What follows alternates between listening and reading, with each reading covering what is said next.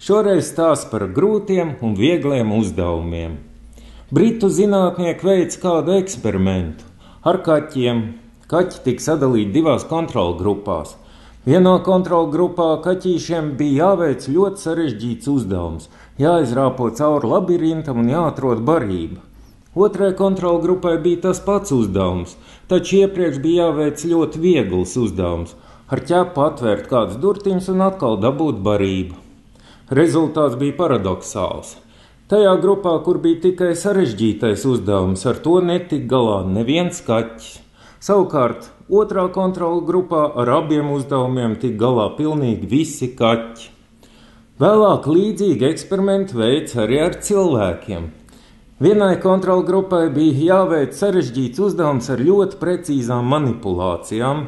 Savukārt otrai grupai arī bija jāveic šis pats uzdevums, taču iepriekš bija jādara kaut kas ļoti primitīvs. 5 reizes bija jāatver un jāizver leduskapa durvis. Rezultāti bija šokējoši. Tajā kontrolgrupā, kur bija tikai sarežģītais uzdevums, ar to netika galā neviens cilvēks. Savukārt otrā grupā ar to tika galā pilnīgi visi eksperimentu dalībnieki. Ko šis eksperiments mums stāsta? Lieta ir tāda, ja mums ir kāds ļoti sarežģīts uzdevums, kāds ļoti precīzs uzdevums, mums nebūtu nav jāsāk ar to grūtāko. Tieši otrādāk. Lai mēs varētu nokoncentrēties, mums iepriekš ir jādara kaut kas ļoti vienkāršs, un mēs iegūsim pārliecības sajūtu par sevi. Un vēl viena lieta. Mums ir jāmācās no kaķīšiem. To arī darām.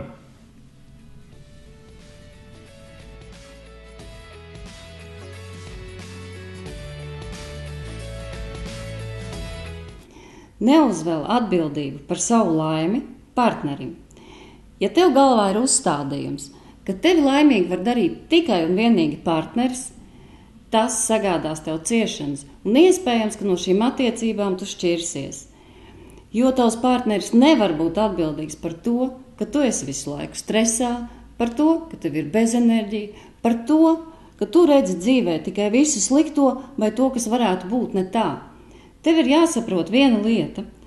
Ne tavs potenciālais, nesošais partneris nav vainīgs pie tā, ka tu uzņemies atbildību tur, kur tev to neprasa, par to, ka tu nenoliec sevi centrā, bet pakļaujies citu vajadzībām, par to, ka tu nogurs atnāc mājās un vienkārši iekrīti gultā uz mutes, jo esi pārstrādājies.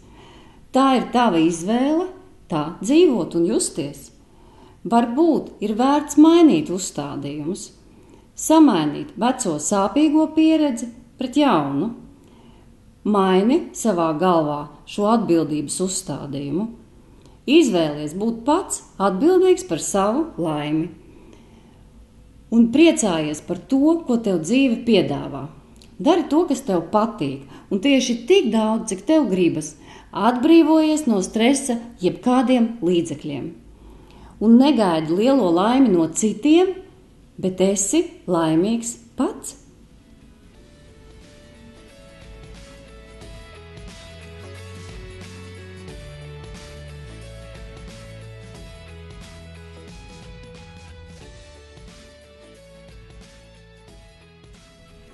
Labas ziņas no Ulan-Bators par mongoļu mazālo lāci.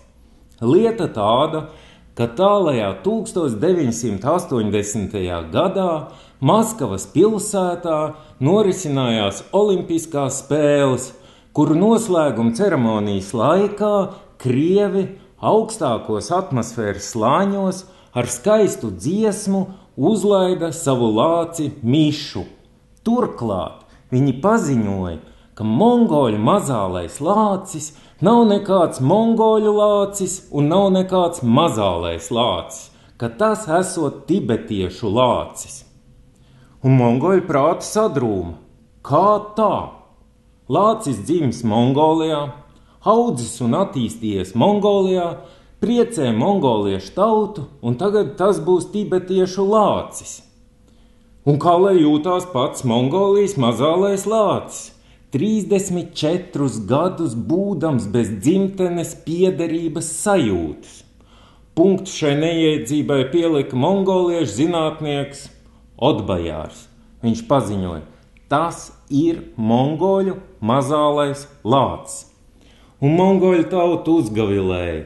Savukārt latviešiem tagad ir iespēja Mongolijā izveidot savu diasporu, un mēs varam līksmot kopā ar mongoliešu tautu. Tā taču arī darām.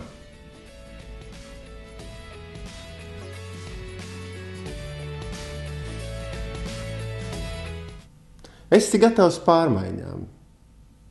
Mēs visi ceram dzīvē uz labām pārmaiņām, uz to, ka viss mainīsies uz labu un mainīsies radikāli. Bet vai mēs paši šīm pārmaiņām esam gatavi? Ir daudz darbības, kuras regulāri atkārtojot, kļūst par ieradumu. Maini savus ieradumus. Ja tu pīpē vienu cigarešu marku, pārēj uz citu. Ja tu gaļu ēd, kļūsti par veģetārieti. Ja tu esi pārmēru kaislīgs vegāns, paņem atslodzes laiku ar pelmeņiem.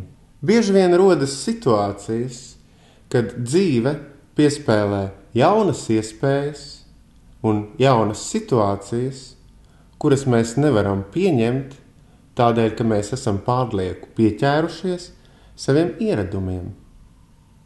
Mainīsim savus ieradumus un būsim gatavi tām dāvanām, ko dzīve mums ir sagatavojusi. Lai jums veicas!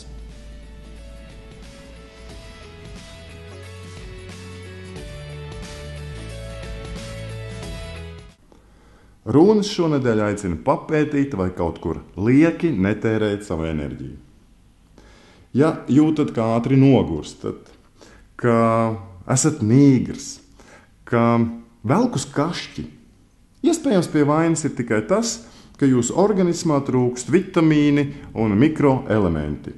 Esat aizmirsis pavasar pieēsties lauku labumus. Tādā gadījumā marš uz laukiem, tur kokos un krūmos vēl pavisam noteikti kaut kas vērtīgs karājas. Vai arī uz tirgu, kur plauktos ļoti daudz kā laba vēl stāv. Bet iespējams jūs savu enerģiju zaudējat tāpēc, ka esat kļuvis par mušu, kas sitas logā un netiek laukā. Tādā gadījumā ir jānomierinās. Ir jāpārstāj stūrgalvīgi sisties pa logu un jāpaskatās. Vēdlodziņš ir vaļā.